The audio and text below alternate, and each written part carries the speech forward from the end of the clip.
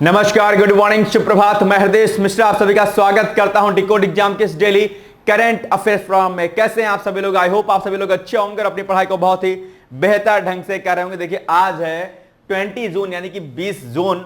ये महीना जो है 20 जून का जो है क्या हो गया, मतलब अब निकल चुका है। जून माह निकल चुका है, आपके सामने मात्र बचा है जुलाई। अपनी पढ़ाई को कर लीजिए आप बहुत ही बेहतर, ठीक है। तो आइए बिना देरी के सेशन को हम लोग स्टार्ट करते हैं। लेकिन आपको बता दूं कि ये जो करंट अफेयर्स हम लोग करते हैं, ये आपके न सिर्फ आपके आरओ के एग्जाम के लिए, पीसीएस के एग्जाम के लिए, बल्कि ये आपके जितने भी एग्जाम होते हैं, आपके वनडे एग्जाम्स के अलावा यूपीएससी पीसीएस सभी के लिए क्या है, ये समान रूप से उपयोगी है। तो आप किसी भी परीक्षा की तैयारी कर रहे होंगे, आप आराम से धूमधाम से इस वीडियो को देख सकते हैं, ठीक है। तो सबसे पहले हम लोग करेंगे रिवीजन कल का करेंगे। लेकिन अगर आप हमारे चैनल पर नए हैं तो आपको मैं बता दूं कि दरअसल आप इस क्लास में 2 कॉपी लेके बैठिएगा। एक कॉपी जहां पर मैं आपको होमवर्क दूंगा, टास्क दूंगा, और एक कॉपी वो जहां पर आप पीसीएस की मुख्य परीक्षा के लिए निबंध और उसकी मेंस के उत्तर लेखन का प्रैक्टिस करेंगे, ठीक है।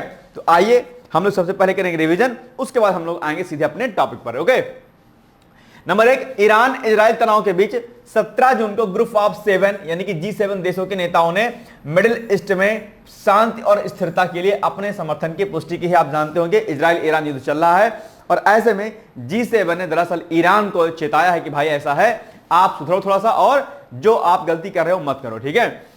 इंटरनेशनल बिग कैट अलायंस की पहली बैठक आप जानते होंगे 16 जून को नई दिल्ली में आयोजित की गई है। और कल हमने आपको इंटरनेशनल बिग कैट अलायंस के बारे में बताया था। इसकी पहली बैठक अभी हुई थी। 7 प्रकार की जो बिल्लियां होती है, एक प्रकार से जो प्रजातियां होती हैं, उनके बारे में यही है ना। नेक्स्ट है मधुबनी, वीरपुर, मुंगेर, वाल्मीकि नगर, मुजफ्फरपुर एवं सहरसा हवाई अड्डे को उड़ान योजना के तहत छोटे हवाई अड्डे के रूप में विकास के लिए भारतीय विमानपत्तन प्राधिकरण नई दिल्ली एवं बिहार सरकार के बीच में एक समझौता ज्ञापन पर हस्ताक्षर हुआ था। उड़ान योजना यानी कि उड़े देश का आम नागरिक, है ना, इसी के तहत, ताकि किफायती और जो है आरामदायक सुविधा मिल सके। नेक्स्ट है भारतीय सेना का एक दस्ता भारत फ्रांस द्विवर्षीय संयुक्त सैन्याभ्यास, क्या है इसका, शक्ति के 8वें संस्करण में भाग लिया है। नाम इसका याद रखिएगा, ठीक है। दुनिया भर में 17 जून को विश्व मरुस्थलीकरण एवं सूखा रोकथाम दिवस मनाया जाता है। कल हमने आपसे कहा था कि डेजर्टिफिकेशन एवं सूखा पर आप लोग क्या करिएगा, नोट्स बना लीजिएगा, क्योंकि यहां पर प्रश्न आप एग्जाम में खूब पूछे जाते हैं। अब आपने कल बनाए या नहीं बनाए, आई डोंट नो।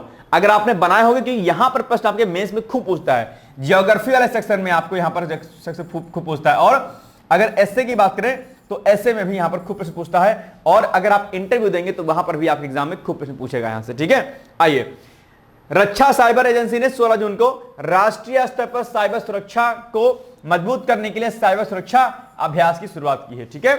ये हो गया हमारा कुछ चीजें, और 2 पॉइंट और हैं आपके सामने।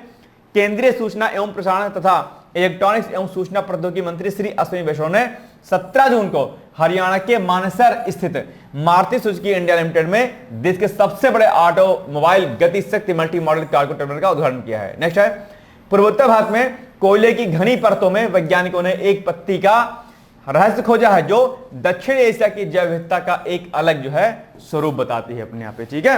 ये कुछ पॉइंट हैं अपने आप पे। ओके, अब हम आते हैं आज के जो है क्वेश्चन पर। लेकिन उसके पहले कल हमने आपसे प्रश्न पूछा था कि बताओ निम्नलिखित में से भारत का राष्ट्रपति किसकी नियुक्ति नहीं करता है भाई साहब, तो उपराष्ट्रपति का नियुक्ति नहीं करता, इसका चुनाव होता है, ठीक है। चलिए, अब आज का हमारा पहला टॉपिक है भाई साहब, ठीक है।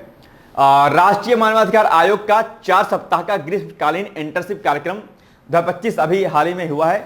इसमें अलग अलग जो है विद्यालय विश्वविद्यालयों के छात्र और छात्राएं इसमें शामिल हो रही हैं, जिनको मानवाधिकारों के बारे में अर्थात ह्यूमन राइट्स के बारे में जो है थोड़ा सा ज्ञान दिया जाएगा, नॉलेज देगी, भाई क्या अधिकार होते हैं, कैसे कैसे क्या क्या चीजें होती हैं। तो इस पर एक इंटर्नशिप दरअसल चल रही है अभी हाल ही में, यानी कि राष्ट्रीय मानवाधिकार आयोग NHRC का 4 सप्ताह का ग्रीष्मकालीन इंटर्नशिप कार्यक्रम 2025 जो है 16 जून 2025 को नई दिल्ली स्थित अपने परिसर में शुरू हुआ।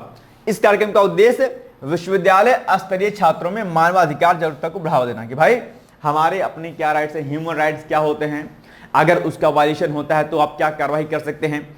इन्हीं प्रकार की जानकारियों को देने के लिए एक जो है सेमिनार या एक तरीके से ट्रेनिंग इंटर्नशिप की शुरुआत जो है की गई है, ठीक है।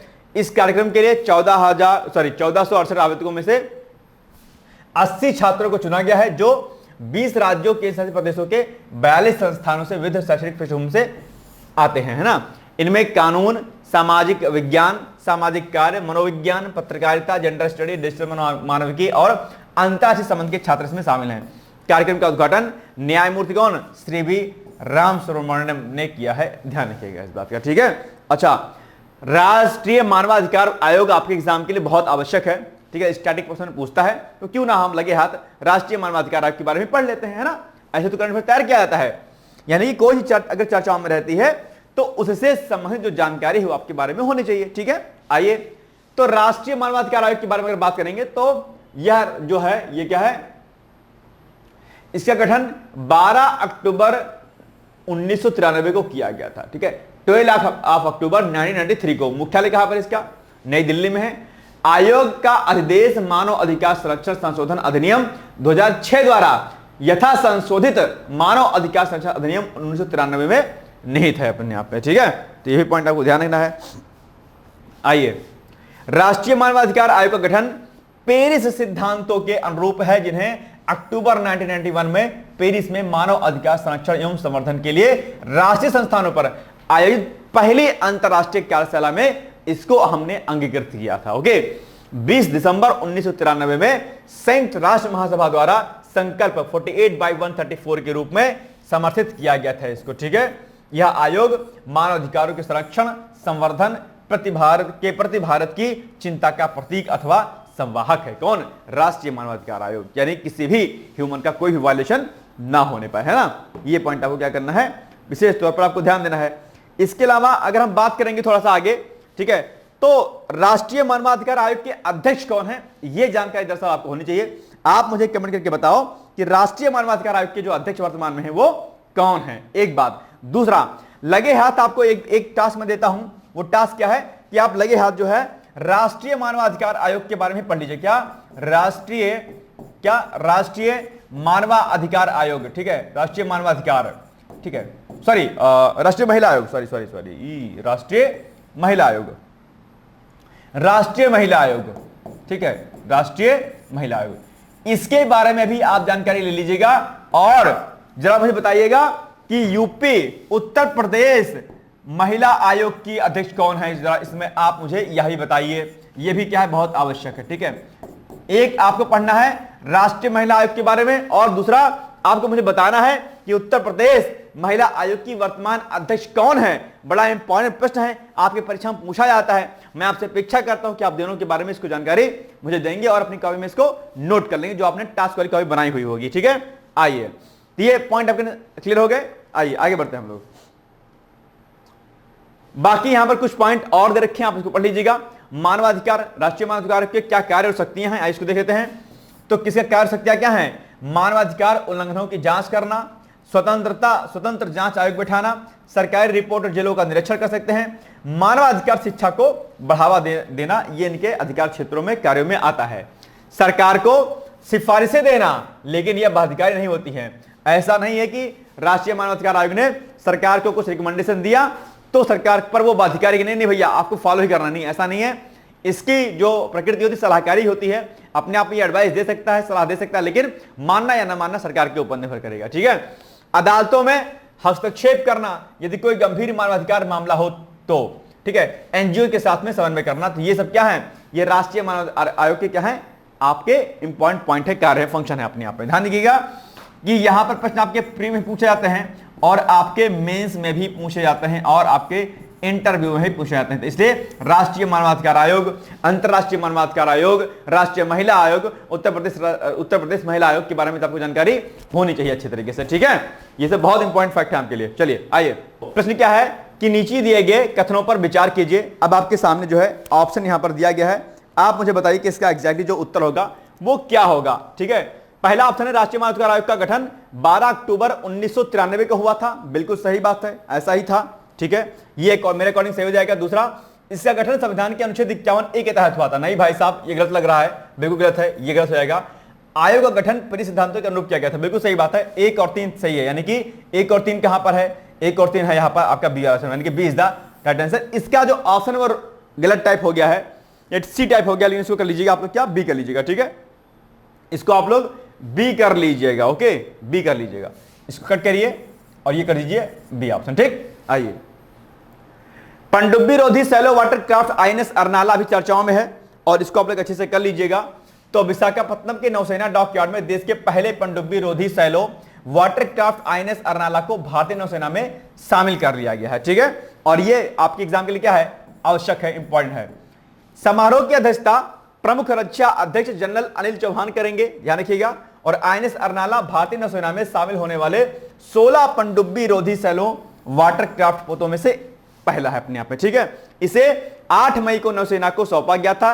इसका नाम महाराष्ट्र के तट पर ऐतिहासिक अरनाला किले के नाम पर रखा गया है। ओके, चलिए, और एक इंपॉर्टेंट पॉइंट है यहां पे कि इस पोत का डिजाइन और निर्माण कोलकाता के garden reach ship builders and engineers ने L&T शिप बिल्डर्स के सहयोग से किया। तो ये फैक्ट भी आपके लिए इंपॉर्टेंट कि भाई किसके सहयोग से इसको किया गया है। ठीक है, यह 80% से अधिक स्वदेशी सामग्री से निर्मित है और आत्मनिर्भर भारत का क्या है, प्रतीक है। लंबाई इसकी 76.6 मीटर है। ठीक है, 77.6 मीटर, और इसका विस्थापन 1490 टन से भी अधिक है। डीजल इंजन वाटर जेट प्रबंधन प्रणाली से संचालित यह सबसे बड़ा जो है भारतीय नौसैनिक जहाज है। तो इसीलिए क्या आपके लिए ये इंपॉर्टेंट हो जाता है, बहुत बहुत इंपॉर्टेंट। ठीक है, नोट कर लीजिएगा। चलिए आइए आगे बढ़ते हैं। ठीक है, बाकी अपने आप में इससे जो है हिंद महासागर में हमारी सुरक्षा मजबूत होगी अपने आप में, और भारतीय नौसेना की ताकत जो है क्या होगी, मजबूत होगी इसके शामिल करने से। ठीक है, अब आपको बताना है कि कौन सा कथन सही है। नंबर 1, आईएनएस अरनाला भारत का पहला पनडुब्बी रोधी सैलो वाटरक्राफ्ट है। ठीक बात है। यह जहाज पूरी तरीके से विदेशी तकनीक पर आधारित है। विदेशी नहीं भैया, 80% स्वदेशी है, गलत हो गया। इसका नाम एक ऐतिहासिक किले के नाम पर रखा गया। ठीक बात है, 1 सही है, 3 सही है।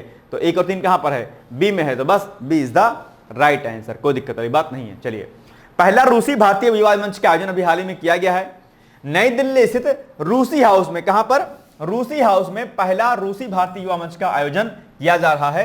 इस कार्यक्रम का आयोजन भारत में रूस के दूतावास तथा युवा मामले और खेल मंत्रालय के सहयोग से किया जा रहा है। तो ये भी पॉइंट आपको याद रखना है। ठीक है, किसके सहयोग से किया रहा है, ये पॉइंट आपके लिए क्या है, इंपॉर्टेंट है। दूसरा, यह मंच रूसी और भारतीय युवाओं और विशेषज्ञ समुदाय के बीच विचारों के आदान प्रदान का एक मंच होगा, जो युवा दिवस और भारत रूस के बीच के कूटनीति के 100वीं वर्षगांठ को समर्पित करता है अपने आप में। ठीक है, आइए, इस मंच में ब्रिक्स, एससीओ और संयुक्त राष्ट्र जैसे द्विपक्षीय और बहुपक्षीय अंतरराष्ट्रीय प्रारूपों में से रूस और भारत के बीच सहयोग पर चर्चा की गई तथा साथ ही दोनों देशों के युवाओं के हितों के क्षेत्रों पर भी चर्चा की गई, जिसमें शिक्षा, युवा उद्यमिता, कौशल विकास और अंतर्राष्ट्रीय परियोजनाओं का कार्यान्वयन समेत मुद्दे भी इसमें क्या है, शामिल है अपने यहाँ पे। ठीक है, ये हाल ही में नई दिल्ली में आयोजित रूसी भारतीय युवा मंच का आयोजन किस स्थान पर किया गया, सिंपल सी बात है, रूसी हाउस में किया गया। सी इज द राइट आंसर। ठीक, चलिए,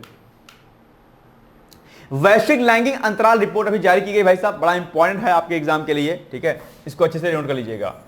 तो हाल ही में विश्व आर्थिक मंच ने वैश्विक लैंगिक अंतराल रिपोर्ट 2025 जारी की है। ठीक है, इसने विश्व आर्थिक मंच, इसको हम क्या बोलते हैं, इसको बोलते हैं वर्ल्ड इकोनॉमिक फोरम बोलते हैं इसको। ये पॉइंट आपको याद रखना है। ठीक है, वर्ल्ड इकोनॉमिक फोरम, और वर्ल्ड इकोनॉमिक फोरम जो है आपके एग्जाम के लिए क्या इंपॉर्टेंट है, जितने भी अंतरराष्ट्रीय संगठन है वो आपकी परीक्षा के लिए बहुत इंपॉर्टेंट हो जाते हैं। तो वर्ल्ड इकोनॉमिक फोरम के बारे में पढ़ लीजिएगा अच्छे से। इसके अलावा आइसलैंड ने 16वीं बार शीर्ष स्थान हासिल कर लिया इस रिपोर्ट के अनुसार। तो ये सबसे इंपॉर्टेंट पॉइंट आपका यही हो गया कि शीर्ष स्थान पर कौन है, तो आप कहेंगे सर आइसलैंड है शीर्ष स्थान पर। अन्य शीर्ष 5 देशों में आपका कौन सा आ जाएगा, फिनलैंड है, आपका नॉर्वे है, यूके है और न्यूजीलैंड शामिल है। तो ये अन्य बाकी जो है 5 देश हैं वो इसमें शामिल हैं, इनके भी नाम आपको याद रखने। ठीक है, ये दोनों फैक्ट आपके लिए बड़ा इंपॉर्टेंट है। ठीक है, चलिए, अब अगर भारत की बात करें तो भारत 131वां स्थान पर है, यानी कि 131 स्थान पर है। ठीक है, और अगर बात 2024 की करते हैं तो 129वां स्थान था।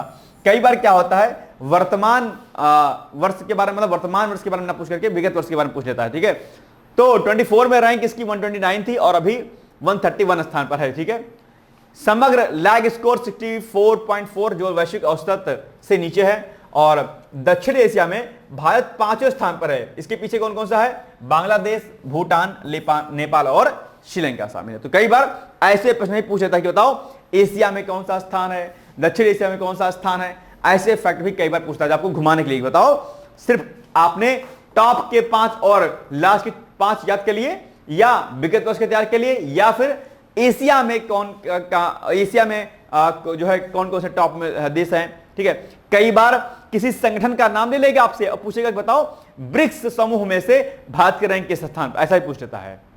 तो इसलिए जो ब्रिक्स समूह है आपका या G7 है अपने आप में, ऐसे में कई सारी चीजों आपके एग्जाम के लिए जरूरी हो जाती हैं। तो अलग अलग एंगल से चीजों को आपको क्या करना है, तैयार करना होता है चीजों को, ठीक है। और यही क्या है, बुद्धिमानी है अपने आप में। ओके, चलिए आगे बढ़ते हैं। अब बताओ वैश्विक लैंगिक अंतराल रिपोर्ट 2025 किस संस्था के द्वारा जारी की गई है? सिंपल सी बात है, WEF यानी कि विश्व आर्थिक मंच के द्वारा, यानी कि D is the right answer. ठीक, चलिए। महाराष्ट्र में भाषा पर विवाद हो गया है। भाषा पर विवाद इसलिए हो गया भाई साहब क्योंकि हिंदी को वहां पर क्लास 1 से लेकर के 5 तक को अनिवार्य विषय के रूप में कर दिया गया। क्या 1 से 5 तक के जो भी विद्यार्थी होंगे उनको हिंदी लेना क्या रहेगा, अनिवार्य रहेगा। हालांकि इसमें टर्म एंड कंडीशन लागू हैं, बट फिर भी इस पर विवाद हो गया है। एक्चुअली में भारत में पता नहीं क्या समस्या है, हिंदी को लेकर के दिमाग में लोगों को पता नहीं क्या कूड़ा कबाड़ भर गया है। अरे हिंदी हमारी जो है अपने आप में एक मदर लैंग्वेज मानी जाती है। अपने आप में हिंदी और संस्कृत सभी भाषाओं की जननी मानी जाती है। संस्कृत से सब कुछ निकला हुआ है।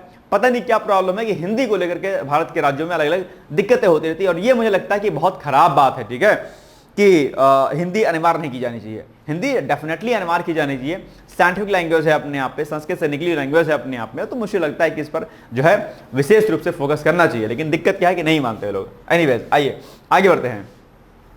राज्य में कक्षा 1 से 5 तक मराठी और अंग्रेजी माध्यम के स्कूलों में तीसरी भाषा के रूप में हिंदी अनिवार्य होगी। तो मराठी तो है, अंग्रेजी भी है, लेकिन इन दोनों के साथ में हिंदी क्या हो जाएगी, अनिवार्य हो जाएगी। महाराष्ट्र सरकार ने आधिकारिक तौर पर जो है इसको वेबसाइट पर अपलोड कर दिया है जानकारी इसकी, ठीक है। सरकार ने साफ किया कि हिंदी तृतीय भाषा के रूप में सामान्य रूप से अध्ययन के लिए लागू की जाएगी। अब आगे कुछ पॉइंट और देते हैं, ठीक है। मराठी और अंग्रेजी माध्यम के स्कूलों में कक्षा 1 से 5 तक के लिए हिंदी अब से तीसरी भाषा हो जाएगी अपने आप में। हालांकि यदि ये छात्र हिंदी के बजाय किसी अन्य भारतीय भाषा को तीसरी भाषा के रूप में पढ़ाने की इच्छा व्यक्त करते हैं तो उन छात्रों को उस भाषा को तीसरी भाषा के रूप में पढ़ाने की अनुमति भी दे दी जाएगी कि भैया नहीं, हम तो हिंदी नहीं पढ़ेंगे, हम कोई और लैंग्वेज पढ़ेंगे, तो उस लैंग्वेज के बारे में भी जो है आपको पढ़ा दिया जाएगा। लेकिन शर्त इसमें एक चीज होगी, ठीक है, कि कम से कम जो है संख्या जो है 20 होनी चाहिए। यानी कि अगर एक कोई क्लास है, ठीक है, इस क्लास के मिनिमम 20 लोगों ने कहा, जैसे एक पहली लैंग्वेज क्या होगी इंपॉर्टेंट में, मराठी हो गई अनिवार्य, ठीक है, दूसरी आपकी अंग्रेजी हो गई, ठीक है, क्या हो गई, अंग्रेजी हो गई, तीसरी आपकी क्या थी, हिंदी थी। लेकिन इस हिंदी को 20 बच्चों ने कहा नहीं भैया हम हिंदी को नहीं पढ़ेंगे, हम कोई और भारतीय भाषा पढ़ेंगे, तो इस पर जो है हिंदी छोड़ करके उसे अन्य भाषा में कन्वर्ट कर दिया जाएगा। लेकिन अगर 20 छात्रों से कम संख्या है तो फिर हिंदी पढ़ना पड़ेगा आपको, ठीक है, ये कंडीशन लगा दी गई है। ये बात यहां पर देखो लिखी हुई है यहां पर, ठीक है। चलिए, नहीं तो फिर वो ऑनलाइन पढ़ाया जाएगा। ये तो ये पॉइंट 8 नंबर पॉइंट, इसको देख लीजिएगा आप लोग अच्छे से। चलिए, हाल ही में महाराष्ट्र सरकार ने किस कक्षा तक हिंदी को तीसरी भाषा के रूप में अनिवार्य करने का आदेश दिया है? कक्षा 1 से 3 तक, कक्षा 1 से 5 तक, कक्षा 6 से 8 तक, कक्षा 1 से 10 तक, ठीक है। तो 1 से 5 तक, क्लास 1 टू क्लास 5, ठीक है। B is the right answer. Okay. Toll tax नियम में बड़े बदलाव की घोषणा भी हाल ही में कर दी गई है, ठीक है, नितिन गडकरी जी के द्वारा। तो केंद्रीय सड़क परिवहन एवं राजमार्ग मंत्री कौन है? नितिन गडकरी। इन्होंने टोल टैक्स नियम में बड़े बदलाव की घोषणा कर दी है। 15 अगस्त 2025 से 3000 की कीमत वाला फास्टैग आधारित वार्षिक पास शुल्क जो है शुरू किया जा रहा है। यह पास सक्रिय होने की तिथि से 1 वर्ष तक या 200 यात्राओं तक जो भी पहले हो तक जो है ये क्या रहेगा, वैध रहेगा, यानी कि वैध रहेगा अपने यहाँ पे, ठीक है। तो नए रूल्स आ रहे हैं। यह पास केवल, ठीक, ये पॉइंट ध्यान रखिएगा, यह पास केवल गैर व्यावसायिक निजी वाहनों, कार, जीप, वैन आदि के लिए विशेष रूप से तैयार किया गया है और यह देश भर के राष्ट्रीय राजमार्गों पर निर्बाध यात्रा को क्या करेगा, संभव बनाएगा, है ना। ये पॉइंट ध्यान रखिएगा। आगे, फास्टैग आधारित नया वार्षिक पास किस उद्देश्य से शुरू किया गया है? सिंपल सी बात है भैया, राष्ट्रीय राजमार्गों पर निर्बाध यात्रा के लिए शुरू किया गया है। मेरे अकॉर्डिंग तो सी होना चाहिए सही उत्तर इसका, है ना। चलिए, बिल्कुल सही बात है। नेक्स्ट है Bhashini national language translation mission. ये अभी चर्चाओं में है। आप कहेंगे सर ये क्यों चर्चाओं में है, तो आइए देख लेते हैं इसके बारे में। तो पंचायती राज मंत्रालय, अच्छा पंचायती राज मंत्रालय ये उसको भी मैंने कई बार कहा कि इसको भी अच्छे से आप लोग पढ़िया करिएगा, ठीक है। तो पंचायती राज मंत्रालय इलेक्ट्रॉनिक्स और सूचना प्रौद्योगिकी मंत्रालय के तहत national language translation mission Bhashini के साथ एक समझौता ज्ञापन के जरिए एक महत्वपूर्ण सहयोग को औपचारिक रूप जो है दिया है। भाषणी एप्लीकेशन के बारे में मैंने आपको पहले पढ़ाया होगा, इसके बारे में जो यहां पर देख पाए होंगे, ठीक है। इसका उद्देश्य पंचायती राज शासन में अधिक समावेशिता और बेहतर पहुंच के लिए cutting edge AI powered language technology का इस्तेमाल कर रहे हैं अपने यहाँ पे, ठीक है। चलिए, बाकी यहां पर कुछ कुछ पॉइंट और दे रखे हैं कि 19 जून 2025 को, कब 19 जून 2025 को केंद्रीय पंचायती राज और मत्स्य पालन, पशुपालन और डेयरी राज्य मंत्री प्रोफेसर एसपी सिंह बघेल की मौजूदगी में समझौता ज्ञापन पर हस्ताक्षर किया गया अपने यहाँ पे। ठीक है, तो ये बाकी पॉइंट यहां पर दिख रहा है। और यह पहल दरअसल पंचायती राज मंत्रालय के डिजिटल प्लेटफॉर्म और आउटरीच प्रयासों में बहुभाषी मंच का विस्तार करने के लिए एक रणनीतिक जो है क्या अपने यहाँ पे सहयोग है। ठीक है, तो ये सब चीजें यहां पर दे रखी हैं और आप इसको पढ़ लीजिएगा। चलिए, और कुछ कुछ पॉइंट हैं, ये पॉइंट इंपॉर्टेंट है कि भाई इससे क्या क्या फायदा होगा। ठीक है, तो यह मंत्रालय के प्लेटफॉर्मों को निर्बाध रूप से बहुभाषी बनाने की दिशा में एक महत्वपूर्ण कदम है, जिससे हितधारकों, विशेषकर निर्वाचित प्रतिनिधियों, पदाधिकारियों और ग्रामीण भारत के नागरिकों को अपनी मूल भाषाओं में योजना और शासन प्रणालियों तक पहुंच बनाने में सशक्त बनाया जा सकेगा। ठीक है, चलिए, पंचायती राज मंत्रालय ने किस मिशन के साथ मिलकर बहुभाषी डिजिटल शासन को सशक्त करने हेतु समझौता ज्ञापन पर हस्ताक्षर किया है? ये क्या हो जाएगा? Bhashini national language translation mission है ना, ये होगा, सी होगा। ठीक है, गोवा क्रांति दिवस भाई साहब चर्चाओं में रही है, अभी आप जानते होंगे। तो गोवा क्रांति दिवस के अवसर पर पूरे राज्य में कई स्थानों पर स्वतंत्रता सेनानियों को श्रद्धांजलि अर्पित की गई। इस अवसर पर पुर्तगाली शासन से गोवा को मुक्ति दिलाने वाले स्वतंत्रता सेनानियों को उनके अदम्य साहस और बलिदान के लिए याद किया जाता है। आप जानते होंगे लगभग 450 सालों तक लगभग जो है गोवा पर पुर्तगालियों का शासन था अपने यहाँ पे। ठीक है, और बाद में जो है एक असहयोग आंदोलन के नाम से एक आंदोलन शुरू हुआ। ठीक है, और उसके बाद धीरे स्थितियां चेंज हुई और बाद में गोवा को भारत से, मतलब उससे, पुर्तगालियों से मुक्त करा लिया गया अपने यहाँ पे, है ना। गोवा आप लोग घूमने भी जाते होंगे, किसी किसी का बहुत मन होता होगा गोवा घूमने का, यार गोवा जाना है अपन को, है ना। गोवा के बीच सभी लोग जानते होंगे फेमस होते हैं। ठीक है, तो एक अलग ही आनंद होता है वहाँ पर। हालांकि मैं भी नहीं गया, जाना मैं भी चाहता हूँ, आप भी जाना चाहते होंगे। हम दोनों लोग कब जाएंगे, मतलब हम आप कब जाएंगे पता नहीं क्या कब जाएंगे। ठीक है, लेकिन जाएंगे जरूर से, है नहीं। स्विट्जरलैंड भी तो जाना है, स्विट्जरलैंड भी जाना है भाई साहब। ठीक है, चलिए, लेकिन कब जाइएगा? नौकरी पाइएगा तब जाइएगा, अभी उधार लेके मत जाइएगा। कुछ लोग उधार लेके चले जाते हैं भाई साहब, है ना, ये गलती मत करिएगा। गोवा क्रांति दिवस के बारे में थोड़ा जानकारी ले लेते हैं हम लोग। ठीक है, कि क्या क्या कुछ चीजें हैं इसमें। आप जानते होंगे कि 18 जून को, क्या 18 जून 1946 को गोवा के मडगांव में डॉक्टर राम मनोहर लोहिया और डॉक्टर जिलुआओ मेनेंजेस ने पुर्तगाली शासन के खिलाफ सार्वजनिक असहयोग आंदोलन की शुरुआत की। देखो ये डेट याद रखिएगा, 18 जून 1946 को। ठीक है, जिसमें लोगों ने इनका सपोर्ट किया।